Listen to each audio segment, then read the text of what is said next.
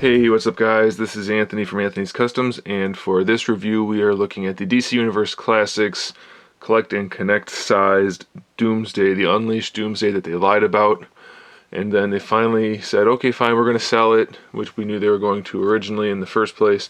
Anyway, they listed it in November and they sold it, saying that they had it and everything, and you guys know the whole thing. They lied about having it.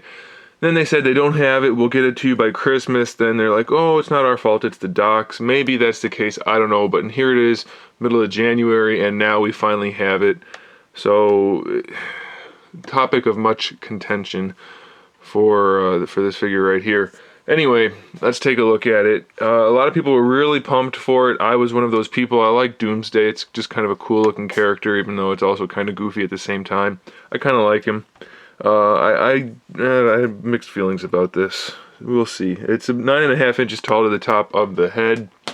It's pretty much the exact same body that we've seen before, especially once this guy came out. It's got either parts from this guy or generic parts plus a couple of new ones. So as you can see, the belt is the same, the crotch piece is the same, the upper legs are the same. The lower upper legs, the thighs right here, are the generic pieces. Then we have new shins for him. He's got the new shins which have the icicles on them. I know they're not actually icicles, but that's a new piece. And then we have the boots that are left over from this guy. I imagine they just took parts from this guy that didn't sell and just threw them in to make this guy to make it even cheaper, but that's just a hunch. The upper body is all the standard body. They put a couple of holes in it to glue some stuff into, so this is a glued on piece. The whole back piece is glued on. I'm fine with that. I mean, that's all they really needed to do, so that's okay. The upper arms are all the original pieces that we've seen before. Lower arms and hands are new, so that's pretty good. They sculpted those. I don't know if you can see that, but it looks like they painted this guy with the arm maybe spun all the way around like that. Yeah, that lines up pretty good. So that's awesome. I really like having a special figure that came from Matty Collector exclusive sale to have big blotches, but whatever. So there's that. And then we have a head, which is obviously all new, but man, I don't know. It doesn't look that great to me. And here's the thing, the face is just kind of blah. It looks like Doomsday obviously, but the lower part of the mouth is huge, so it throws off the shape of the head a lot. And then another thing that throws off the shape of the head is that it's a separate piece that they glued on as a separate piece. I mean, they needed to make it two pieces in order to have the things over the eyes and to make the mouth look good, I guess. But then they didn't make it flush, so you have this big ridge going all the way around the top. That looks really stupid because the top of his head is much smaller than the front of it, so it looks like he's wearing a mask, which is really freaking stupid design. It's just horrible. And then if you look at the top of his head, he's got like a flat spot. It's kind of going around right there, a flat spot, and then it has the rest of the curvature of the head with that hair coming up through it. So it's just a really horribly designed head. Sure, this is articulated and soft, so that's nice, I guess, soft plastic. But there is no reason at all for that design to be the way it is. In fact, I'm going to get the other Doomsday, the old DC Superheroes one, and I'll show you that one as a quick comparison. So I'm going to cut the video and grab that. Okay, so I've grabbed the little one here to compare. And just to show you, this is how they made the two parts for the big one that's really easy to work on because it's humongous. It's bigger than my thumb. And here's how they made the little one that's really tiny. It's smaller than my thumb. They made it much better. It's all one size. He doesn't have a giant lump going all the way around the top of his head. He also doesn't have a big flat spot where his hair comes out. Little figure, big figure. The little one looks way better. Way better. And another thing that I can point out here, this guy has spikes on his shoulders. He's supposed to. This guy has none. They didn't even make any to glue onto him, so that doesn't look very good. This guy has torn pants from his containment suit that he is torn out of. This guy has none. It's just a whole bunch of laziness put onto one figure. Little bits here and there on this guy. This guy's just that one big glued on piece. There's like no detail, no effort, no care put into this figure. It's really disappointing. He does have, though, and this was a big selling point, I guess, that's what they kept saying, he has the torn Superman cape that goes on his hand, and it's kind of stretchy, so you can just take it off if you want to. Which, I mean, sure, this is cool, but how about we get the main figure down first before we start adding accessories? Alright, that would have been nice. So I'm going to run through the typical review, and then I'll show you the box and another reason why I'm a little bit irritated at this figure. So we have articulation wise, the hair can spin all the way around, so that's fine. The head actually has good articulation. We can take it all the way back, all the way forward, up and down. It moves around just fine. You can lean it from side to side. So the articulation for the head is really good. Articulation for the shoulders, that's as far as they go unless you really force them. So it wouldn't have been hard at all for them to put the spikes on there. They just didn't do it because they were trying to save money and make more money, I guess I should say. So standard ball shoulder, ball hinge shoulder, bicep swivel, single jointed elbow, wrist swivel. It's all the same stuff we've seen a million times. So I'm just going to go through it real quick. Ab crunch works just fine, nothing special. Waist twist, fine.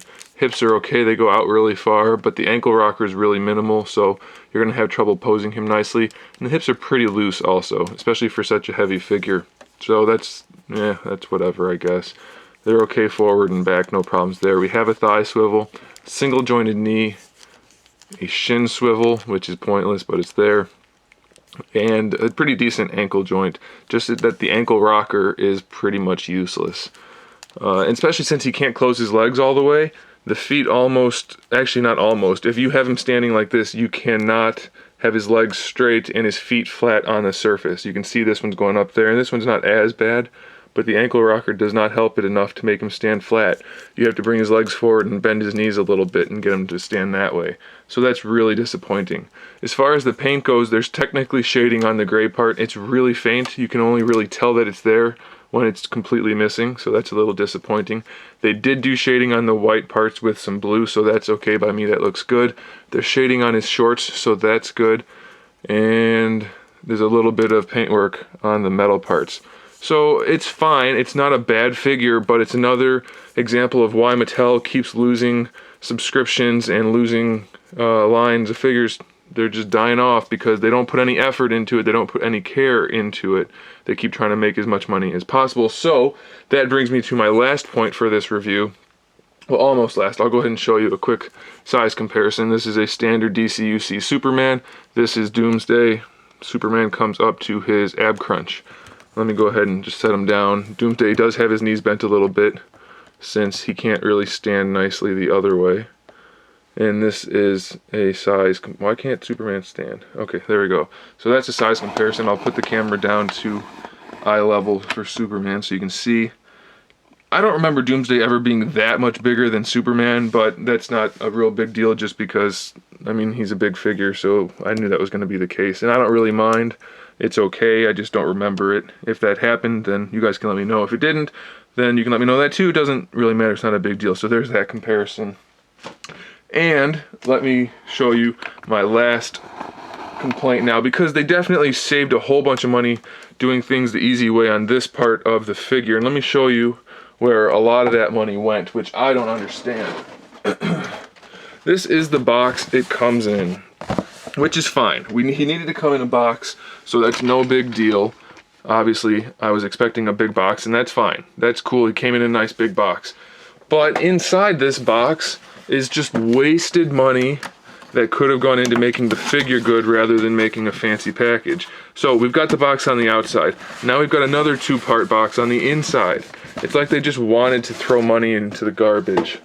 'Cause I don't know about you guys, but I bet the majority of the people would rather have a good figure than a fancy box. So now we have this outer layer, which is a big printed sleeve for the part that's holding the figure, which is cool, sure, that's cool. Is it better than having a good figure? I don't think so. So that sleeve slides off, and now we have another part of the package, which again, yeah, this packaging is cool, but is it more important than having a good figure?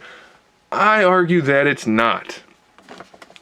We've got some colored parts and some ink on the plastic itself. We've got some nice card going all the way around. So, like I said, sure, it's cool packaging, but the figure isn't done. There's things missing on it. It's just a lazy figure in a fancy box, so that really grinds my gears, as Peter Griffin would say.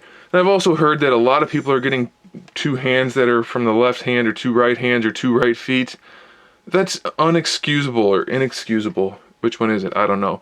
It's just really troublesome that Mattel is treating its supporters and its fans and the DC property so poorly. It's really irritating, and so I'm really glad that they aren't making any more DC Universe Classics figures. So there's the review, guys. It's a decent figure if you haven't picked one up.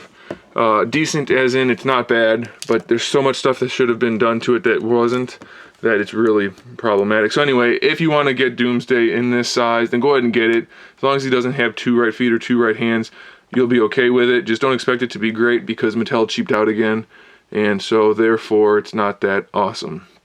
Alright guys, thanks for watching. Make sure you subscribe to the channel so you can see my upcoming figure reviews, custom figures, and other good stuff. And in the meantime, keep collecting.